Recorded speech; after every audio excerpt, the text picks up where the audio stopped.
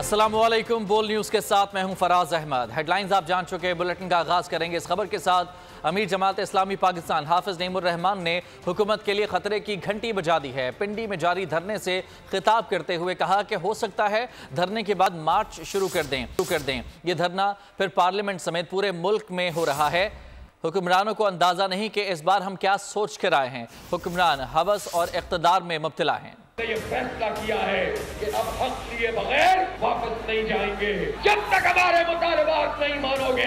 न सिर्फ ये कि ये धरना यहाँ जारी रहेगा, अगर तुमने टाल मटोल से काम लिया, एक दो दिन से ज्यादा मुज़ाकरात को तवील किया, तो फिर हम पेशरफ्त करेंगे, फिर हम आगे की तरफ बढ़ेंगे, फिर हम इस्लामाबाद में जाएंगे और फिर हम पार्लियामेंट हाउस में भी जा सकते हैं। आपको अंदाजा ही नहीं है कि इस दफा हम क्या सोच कर आए हैं। और ये धरना सिर्फ मरी रोड पे नहीं होगा, बैकपट मरी रोड पे भी हो रहा होगा और डी चौक पे भी हो रहा होगा, पार्लियामेंट पे भी हो रहा होगा। बिजली की कीमत कम करनी पड़ेगी, तनख्वाहदारों को हक देना पड़ेगा, मजदूरों को हक, किसानों को हक। वजीर आजम साहब सुन लो, अब तुम्हें जागीरदारों पे टैक्स। साबिक अमीर जमात इस्लामी सिराजुल हक ने अवाम को अपने हक के लिए उठ खड़े होने का पैगाम दे दिया। कहा, आम अफराद बरसरे इक़्तिदार तबके के घरों की बिजली काट दें तो फिर हुक्मरानों को अवाम की अजियत और तकलीफ का एहसास होगा।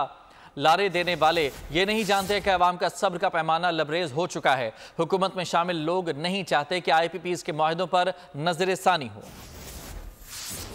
समझता हूँ कि तुम्हारी हुक्मरान तुम्हारी आवाज उस वक्त सुनेंगे जब अवाम उठे और सदर पाकिस्तान के सदारती महल का बिजली काट दे। ये उस वक्त आपकी बात को मानेंगे जब वजीर आजम हाउस के बिजली बंद हो, ताकि उनको अंदाजा हो कि गर्मी क्या होती है, लोड शेडिंग क्या होती है। लेकिन मैं देखता हूँ कि अब अवाम का पैमाना सब्र लबरेज हो गया है। पंजाब के मौजूदा गवर्नर ने इंकशाफ किया है कि IPP जो लोग उनके ओनर है उसमें 42 ऐसे लोग हैं जो इस वक्त हुकूमत में शामिल है। इसलिए वो नहीं चाहते हैं कि IPPs के मुआहदे खत्म हो। जमात इस्लामी और वफाकी हुकूमत के दरमियान मुज़ाकरात का आगाज आज होगा। हुकूमती वफ़द वफाकी वज़ीर इत्तलात अता तारड़ तारिक फजल चौधरी के हमरा मुज़ाकरात के लिए लियाकत बाग पहुंचा। हाफिज नईमुर रहमान ने वफ़द का इस्तकबाल किया। वफाकी वज़ीर इत्तलात अता तारड़ ने कहा कि हम मुज़ाकरात की दावत देने आए हैं, बैठ कर बात करेंगे, इंशाअल्लाह मामला तय हो जाएंगे। जमात इस्लामी ने हुकूमती वफ़द की धरना फौरी ख़त्म करने की दरख्वास्त मुस्तरद कर दी। हुकूमती वफ़द जलसागाह से वापस रवाना हो गया। देखिए, हम मुज़ाकरात की दावत देने आए थे, बातचीत शुरू करेंगे। मुज़ाकरात की कमेटी उन्होंने भी तश्कील दे दी है लियाकत बलोच साहब की। मैं और डॉक्टर तारिक फजल साहब भी मौजूद हैं, बैठ के बातचीत करेंगे। यकीन दहानी करवाइए, डी चौक की तरफ नहीं जाएंगे। देखिए, अभी तो नहीं है, बैठ के बात करते हैं। तो जमात इस्लामी ने हुकूमत के सामने 10 मुतालबात रख दिए हैं। जमात इस्लामी ने हुकूमत से बिजली बिलों में 500 यूनिट तक माहाना इस्तेमाल करने वाले सार्फिन को 50% रियायत देने का मुतालबा किया है। मुतालबे में कहा गया है कि पेट्रोलियम डेवलपमेंट लेवी ख़त्म, पेट्रोलियम मसनूआत की कीमतों में इजाफा वापस लिया जाए, अशिया ज़रूरिया की कीमतों में 20% कमी की जाए, स्टेशनरी समेत बच्चों की तालीम और तरबियत से मुतालिक तमाम टैक्सेस वापस लिए जाएँ, गैर तरक्याती अखराजात पर 35% कट लगाया जाए, IPPs के साथ कैपेसिटी पेमेंट और डॉलर में अदायगी का मुआहदा ख़त्म किया जाए, ज़राअत सनत पर टैक्सों का नाजायज़ बोझ 50% कम किया जाए, सनत तिजारत और सरमायाकारी को यकीनी बनाया जाए, तनख्वाहदार पर टैक्सेस वापस लेकर मराहत याफ्ता लोगों से टैक्सेस लिए जाएँ। ये धरना आवाम के हकूक़ का धरना है। यह शराफिया, माफिया और लूट मार के खिलाफ जंग है। जालिम हुकूमत ने जालिमाना बजट पेश किया है। जमात इस्लामी पाकिस्तान के नायब अमीर मियां असलम और साबिक सेनेटर मुश्ताक अहमद खान की बोल न्यूज़ से खुसूसी गुफ्तगू। कहते हैं हर चीज़ महंगी कर दी गई है। तो बेसिकली पाकिस्तान में अवाम के हुकूक का धरना है। माफिया, अशराफिया और लूट मार वाले टोले के खिलाफ जंग है। मुज़ाहिमत है। पाकिस्तान को अशराफिया ने गरीबों के लिए, अवाम के लिए नाकाबिले रिहाइश बना लिया है। इसलिए ये अवाम की जंग है, अशराफिया के खिलाफ है, माफिया के खिलाफ है और इंशाल्लाह जीत जो है इसकी यकीनी है। ये हकीकत है, जालिम हुकूमत ने जालिमाना बजट पेश किया। IMF की डिक्टेशन पर आंखें बंद करके, दिमाग भी बंद करके, पप्पड़ बनकर वो सारा जुल्म अवाम पर ढा दिया है। पार्लियामेंट के मेंबरान की बिजली मुफ्त नहीं होती। वज़ीर दिफा ख्वाजा आसिफ की अरकान असम्बली को मुफ्त बिजली मिलने की खबरों पर रद्दअमल। ट्वीट किया कि मैं 35 साल के बिल्स दिखा सकता हूं जो मैंने अपनी जेब से अदा किए हैं। ब्यूरोक्रेट्स और जजेस साहिबान का उनसे पूछें, बगैर तस्दीक मेहरबानी करें, पोस्टें ना करें। नून लीगी सेनेटर इरफान सिद्दीकी ने बानी PTI पर आर्मी चीफ का तख्ता उलटने की साजिश का इल्ज़ाम आयद कर दिया। कहा, बानी PTI कह डालें कि 9 मई को आर्मी चीफ का तख्ता उलटने के लिए फौज में बगावत की साजिश की। ये भी कह डालें कि 200 से ज़्यादा फौजी तनसीबात और शोहदा की यादगारों पर हमले कराए। एक्स पर सेनेटर इरफान सिद्दीकी ने लिखा कि इल्ज़ामात दूसरों के सर थोपने के बजाय बानी PTI मर्दानगी का मुजाहिरा करें। Army chief general Asim Munir के हुजूर अर्जियां गुजारने वाले बानी PTI बहादुर बने। आसाब जवाब दे गए हैं तो बानी PTI पूरा सच भी उगल दें, कह दें कि हाँ PTI को फौज से मैंने ही लड़ाया। बानी PTI कह डालें कि बैरून मुल्क अपनी फौज और चीफ के खिलाफ बसों पर इश्तिहारी मुहिम उन्होंने चलवाई। आर्मी चीफ को इस अहद का याहिया खान बावर कराने वाली वीडियो उन्होंने ही बनवाई। वज़ीर आला खैबर पख्तूनख्वा अली अमीन गंडापुर कहते हैं कि इदारों से दरख्वास्त है कि न्यूट्रल हो जाएं। कानून की पाबंदी आइन के मुताबिक सबका फ़र्ज़ है। हमने कभी इक़्तिदार की सियासत नहीं की। एपेक्स कमेटी में सबकी मौजूदगी में फैसले हुए। सूबे में अमन व अमान पहली तरजीह है, इसलिए जितने वसाइल दरकार हों हुकूमत फराहम करेगी। हमने कभी भी इक़्तिदार के लिए सियासत नहीं की। उसका सबूत है कि 2 बड़े सूबों में हमने इलेक्शन कराने के लिए आइन के मुताबिक अपनी हुकूमतें छोड़ दी थी। जिस तरीके से पाकिस्तान की आवाम के साथ हो रहा है, जो महंगाई और जिस तरीके के मुल्क के हालात आज बन चुके हैं, दहशतगर्दी के हवाले से भी, माशी हवाले से भी, ये नाअहल है, ये निकम्मे हैं। और मैं तो कहता हूँ ये पनौती आज़म है। जिस चीज में हाथ डालते हैं वो चीज तबाह हो जाती है। मेरी इदारों से रिक्वेस्ट है कि आप न्यूट्रल हो जाएं, इनके साथ रह के ये नहुसत का लानतान आप पे आ रहा है। और स्पेशली जो हमारे गरीब लोग हैं, जो कि माशी मसाइल बहुत ज्यादा है, मेरी ये खास तौर पर ट्रैफिक पुलिस से रिक्वेस्ट होगी कि गरीब लोगों को चलान मत दिया करें, क्योंकि वो पैसों से अपने बच्चों का पेट पालता है। मुझे खुशी होगी कि जब आप किसी बड़ी गाड़ी वाले, महंगी गाड़ी वाले को चलान करेंगे, उसका चलान भी आप बढ़ा दें। अजी साहब जितना बढ़ाते हैं आप बढ़ा दें, उनके चलान आप बढ़ाएं। बल्कि मैं तो कहता हूँ पॉलिसी बनाएं कि गाड़ी की कीमत और उसके मॉडल के हिसाब से चलान होना चाहिए। हुकूमत ने PTI को एक बार फिर मुज़ाकरात की पेशकश कर दी। वफाकी वज़ीर पेट्रोलियम मुसद्दिक मलिक कहते हैं कि बानी PTI ने जो कुछ कहा, चेलों ने उस पर लब्बैक कहा। बानी PTI ने कहा कि एस्टेब्लिशमेंट का कब्र तक पीछा करेंगे, लेकिन फिर 9 मई हो गया। हम कहते हैं कि बात करो, बर्बाद ना करो, आए बैठें, मिलकर बातचीत करें।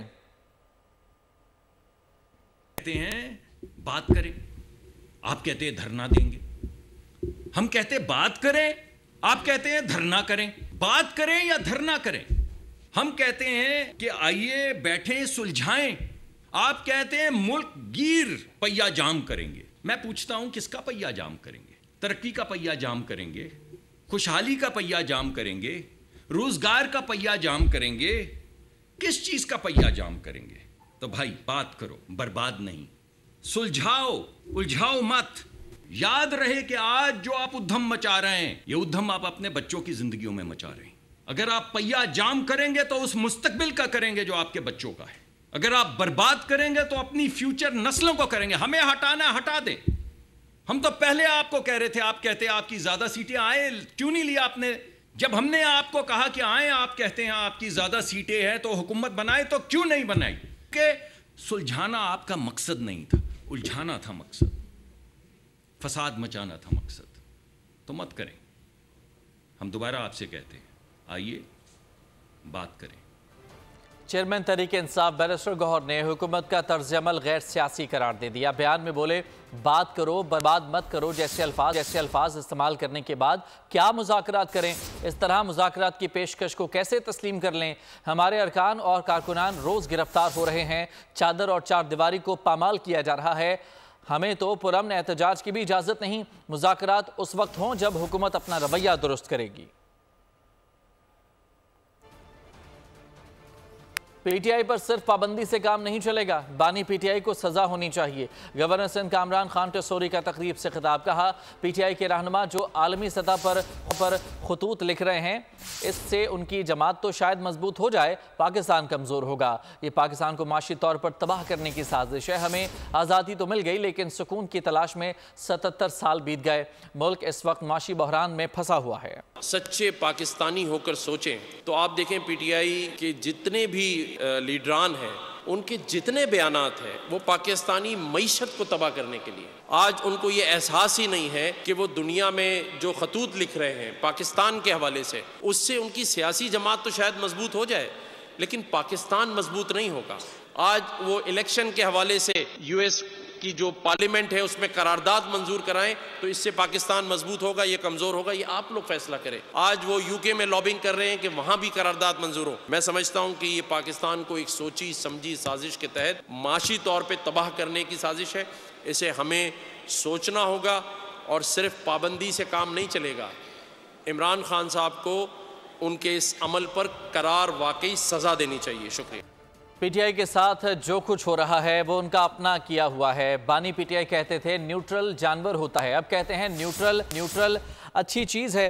पीटीआई को फैसला करना होगा कि वो चाहती क्या है। वज़ीर आला सिंध मुराद अली शाह की सजावल में मीडिया से गुफ्तगू। कहा, पीटीआई रहनुमा का मुफाहमत के लिए पैगाम देना अच्छी बात है, पहले इनके जहन में कुछ और था, अब वो अपनी लाइन बदल रहे हैं।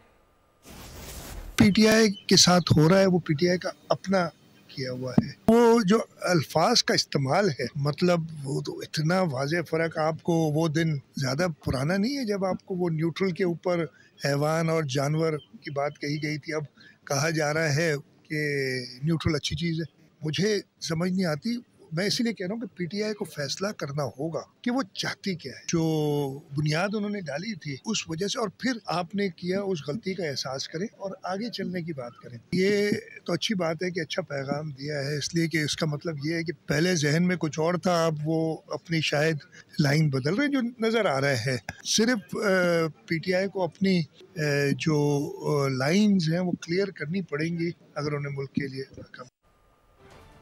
पीटीआई ने सुप्रीम कोर्ट से उम्मीदें बांध ली हैं। मखसूस नशिस्तों का फैसला किसी एक पार्टी के हक में नहीं। इस्तेहकाम में पाकिस्तान पार्टी के रहनुमा फयाजुल हसन चौहान का बोल के प्रोग्राम तब्दीली में डॉक्टर दानिश को इंटरव्यू। कहा, बानी पीटीआई ने 9 मई का एतराफ़ कर लिया है। पाकिस्तानी डोनाल्ड ट्रंप जनाब बानी तहरीक इंसाफ हर रोज़ जेल के अंदर अपने सहाफ़ियों को, वकीलों को, कारकुनों को, रिश्तेदारों को, अजीज़ों को, अब उस डोनाल्ड ट्रंप की जड़ों में बैठ गई जनाब कमला हारिस। उसने तो पूरी की पूरी गेम ही पिछले 7-8 दिनों में उल्टा के रख दी। अब इन्होंने मंसूर अली शाह साहब को डिस्प्यूटेड बनाना शुरू किया हुआ है। वही गलती जो नून लीग ने किया वो पीटीआई कर रही है। वो जो फैसला मखसूस नशिस्तों का आया है, उसके असरात, उसके समरात अब आहिस्ता आहिस्ता आना शुरू हुआ है, तो लोगों को समझ आना शुरू हुआ है कि वो फैसला इतना भी तहरीक इंसाफ के हक में नहीं है जितना समझा जा रहा था। 9 मई के लोगों को पाकिस्तान की एस्टेब्लिशमेंट ने नहीं छोड़ना। इस्लामाबाद के एहतसाब अदालत ने 190 मिलियन पाउंड केस में बानी पीटीआई तहरीक इंसाफ के वकला को 30 जुलाई को 2 गवाहों पर जिला का आखिरी मौका दे दिया है। एहतसाब अदालत के जज मोहम्मद अली वड़ाइच ने इस हवाले से हुक्मनामा जारी कर दिया है, जिसमें कहा गया है कि 26 जुलाई को 10:40 पर केस कॉल होगा। नैब के गवाह मौजूद थे, बानी पीटीआई की जानिब से कोई नहीं मौजूद। वज़ीर इत्तलात पंजाब अज़मा बुखारी ने उमर आदिल के खिलाफ FIA को दरख्वास्त दे दी। मौक़िफ़ इख्तियार किया कि उमर आदिल ने अपने वीलॉग में वज़ीर आला पंजाब और दीगर ख़वातीन एंकर्स की किरदार कशी की है। दरख्वास्त में लिखा गया कि उमर आदिल एक यूट्यूब चैनल के को होस्ट भी हैं। वज़ीर आला पंजाब और ख़वातीन एंकर्स के हवाले से गुफ्तगू करने पर उमर आदिल के खिलाफ कार्रवाई की जाए। सब्सक्राइब करें और बेल दबाएं ताकि कोई खबर रह न जाए।